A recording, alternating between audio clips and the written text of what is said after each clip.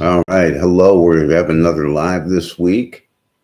And I'm going to put my link up here if you want to visit any other sites or places on the Path of Ascension Network. So, my name is Paul.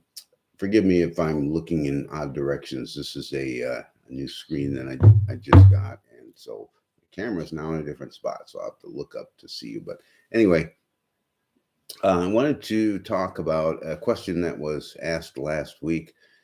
I guess I could have put a little comment down there, but it didn't seem enough to explain. The question is a little bit bigger than just a little comment, so I wanted to talk to that today. And I will read the question, and it's one that I know that we've all had some, struggles with in the past and even now. Um, would like to know how the unconscious can dominate your actions and what can be done to change it. So there's a lot of videos on this kind of topic, kind of at least dances around it. I wanted to get to the point of this. Our reactions when we're not fully present are based on our unconscious. The things that we do without thinking about them, the things that we do when we're in a hurry and we're not really focused and we're not really present, uh, those responses do seem to be out of control. It doesn't seem like anything that you can do with them, but there is, and I think there's two ways to look at this. Your true self is sort of a blank canvas, and it doesn't really have responses in it. It doesn't really have like a place where you always go to pull stuff out and throw out there. It is a presence. It is a awareness. And so when you're faced with something some situation that you don't want to act unconsciously, you have to be present and aware of that awareness, right?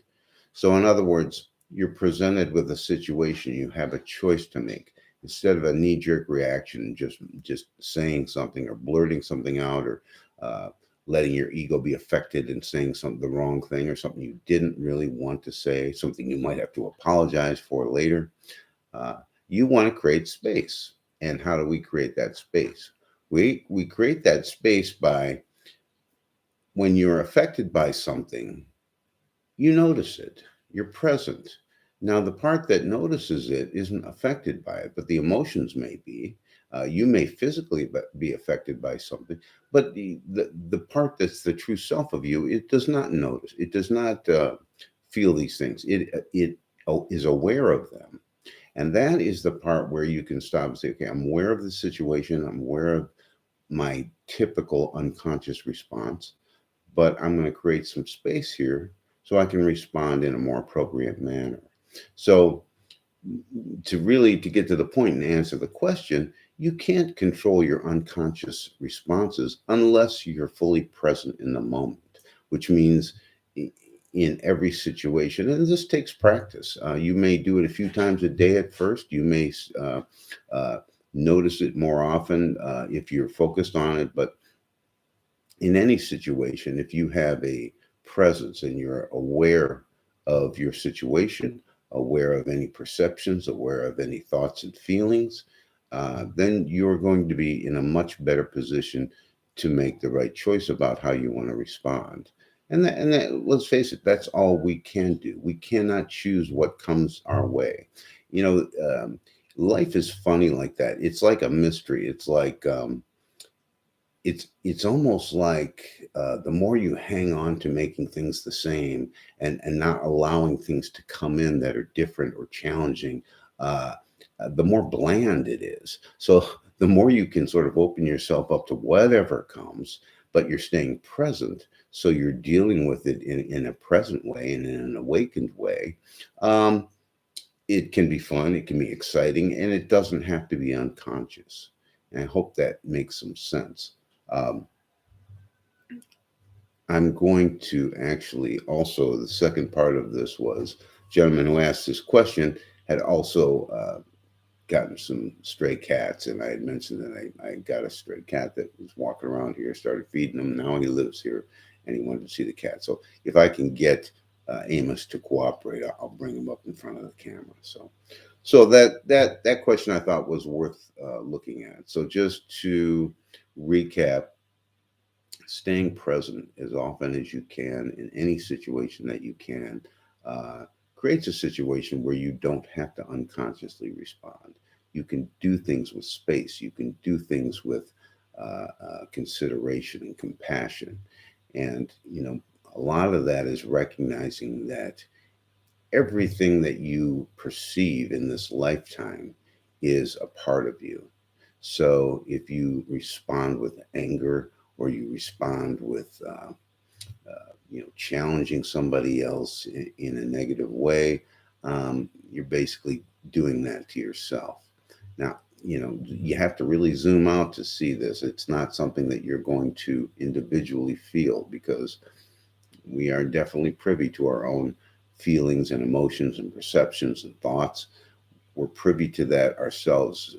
That's our single focus as a self. But you get outside of the individual ego self, and you can see a lot bigger picture, and you can see how things really are part of you, and you are part of everything. And to be in cooperation with that, you really need to be present and be aware as much as you possibly can. I hope that answers that question. I did put a link up there. Hey, if you guys have any other questions, I'm new to doing these lives, so I wasn't aware that you can actually have the comments and chats show up afterwards. So I put that up. I think that should work.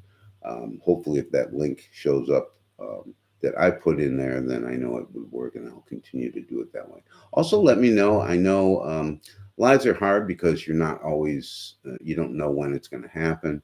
I do have a mailing list. If you want to join the mailing list, it's on that link tree. And oftentimes I will, when I know I'm going to do a live, this was kind of not really scheduled, but when I know I'm going to do a live, I do send out an email and let people know when, so they can kind of plan for it, or send me some questions that they might want, or talk about some topics they might want me to address in a live. So that would be useful as well. So without further ado, I'm going to try to get Amos up here to make an appearance. Bear with me a moment. Amos, you got fans up here, buddy. You got fans. You got fans. You want to come with me? All right. I know. Well, now you're big time now. You're big time in front of the camera. See? Do you see the kitty up there? So this is Amos. He's a very calm and loving cat during the day, and kind of a little kitten terrorist at night. He likes to get up at 3:30. I don't particularly like to get up at 3:30, but he seems to think that's the right time. So there he is. Want to say hello? Say hi to the camera. Get in there. Yeah, man. All right. Thanks for visiting. So that's Amos. And whoever responded, thank you for getting those stray cats. I know you said one of them was blind. That's awesome. I love when people are able to take care of animals. I haven't had a cat for a long time. It's amazing how much stuff they get into. I've got like a box of toys here, and he plays with bottle caps, really. So anyway, that's all I got for today. If you have any questions or comments, just leave them in the comment box below. Thank you for watching. Have an awesome day.